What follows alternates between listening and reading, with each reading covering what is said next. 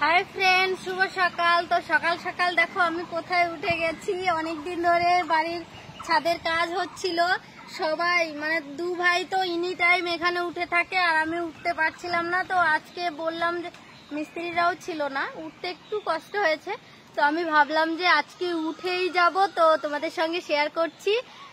আম গাছ দিয়ে উঠে গেছি আর ওখানে দেখো একজন দাঁড়িয়ে দাঁড়িয়ে নিচে দেখছে।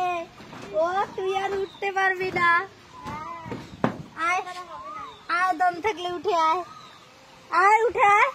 আমি উঠে গেলাম। আজকে কদিন থেকে দুজা নিচে থাকি, কয়দিন থেকে আর দুই ভাই শুধু উপরে উঠে যায় মিস্ত্রিদের সঙ্গে কাজ করার জন্য। আস না, আয় আয় আয়, একটু সকাল সকাল মজা করি আয়। মিস্ত্রিরা তো নাই না, ও নিচে মইটা ধরলো, আমি শুধু উঠলাম। তো দেখো আমাদের ঘরের কাজ কতটা হলো। এই সাইডটা আবার ছাদ হয়নি, ওই সাইডটা পরের মাসে হবে। এখন এই সাইডটা করছে, তো উপরে উঠছি আর আমার পা গুলো শিশি শিশি করছে, পায়ের তলাগুলো মানে আমি দাঁড়িয়ে থাকতে পারছি না, এক জায়গা থেকে নড়তে পারছি না। দেখো কত সুন্দর, কয়দিন থেকে শুধু বলে যে আমরা উপরে উঠি, কত মজা লাগে। আর উপর থেকে নিচটা দেখতে কিন্তু দারুণ লাগে, কিন্তু আমার মাথা চক্কর দেয়। অলরেডি একজন উঠে আছে মিস্ত্রি। দেখো বাড়ির দুটো মিস্ত্রি থাকতে অন্য মিস্ত্রি যে কেন কাজ করায় ভগবান জানে। ভাই কি ভয় লাগে রে, আরো দুটা নিয়ে আসি নাই।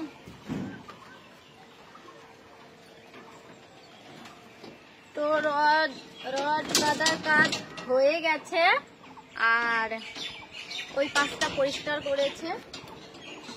এটা হবে আমাদের ঘরের সামনেটা। ওই তুমি এত কিনারে যাচ্ছ কেন? কি হয়? তো এইটা হচ্ছে আমাদের ঘরের সামনেটা, আর ওই যে টিনের ঘরটা যেটা আমরা এখনো থাকি, টিনের ঘরটা ওটাই আমরা এখনো থাকি।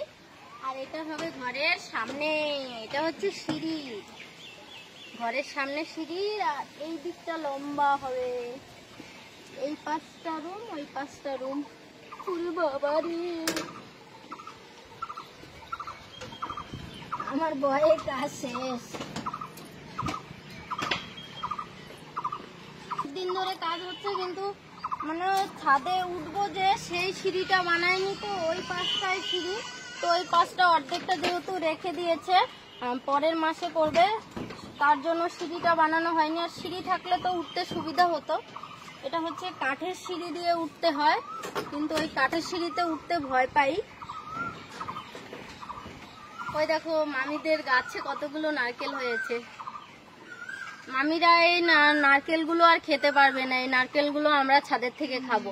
ওই যে ওই জায়গাটা পরিষ্কার করেছে, আজকে হচ্ছে বালি পাথর আনবে।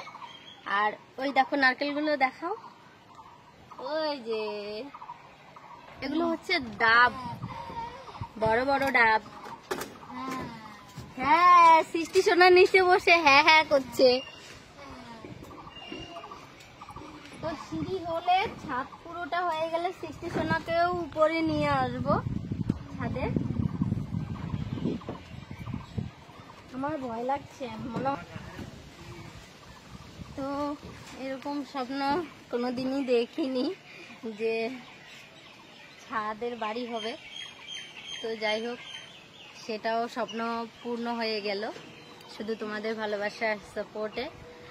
ইউটিউবে আসার আইডিয়াটা যদি মাথায় না আসতো তাহলে হয়তো কোনোদিনই আমাদের ছাদের ঘর হতো না, টিনের ঘরেই থাকতে হতো। তো ইউটিউব ফেসবুককে আমাদের তরফ থেকে অনেক অনেক ধন্যবাদ যে আমাদেরকে এত সুন্দর একটা মানে জায়গা করে দিয়েছে, যেটা দিয়ে আমরা ছোটোখাটো স্বপ্ন পূরণ করতে পারছি এবং বড় একটা স্বপ্ন পূরণ করছি। আমাদের না এই বড় স্বপ্ন থাক দূরের কথা, এই ছোট ছোট স্বপ্নগুলোও কোনোদিন পূর্ণ করতে পারতাম না। তো যেহেতু ইউটিউব ফেসবুক আমাদের সাথ দিয়েছে, আমাদের জায়গা করে দিয়েছে, তোমরা আমাদেরকে ভালোবেসে সাপোর্ট করেছো, তাই জন্য এই স্বপ্নটাও পূর্ণ হয়ে গেল। তো কবে ঘর কমপ্লিট হবে আর কবে ঘরে ঢুকবো ভগবান জানে। বাড়িতে অনেকগুলো আম গাছ ছিল, সব আম গাছ এই ঘরের জন্য কেটে ফেলা হয়েছে। আর একটা মাত্রই আম গাছ আছে, দেখো অল্প কটা আম ধরেছে, বেশি নেই আম, ছোট ছোট আম হয়ে আছে। তো আমি নিচে নেমে যাবো, রান্না বান্না করতে হবে এখনো। তো সবাই ভালো থেকো, সুস্থ থেকো, আর প্লিজ আমাদের পাশে থেকো।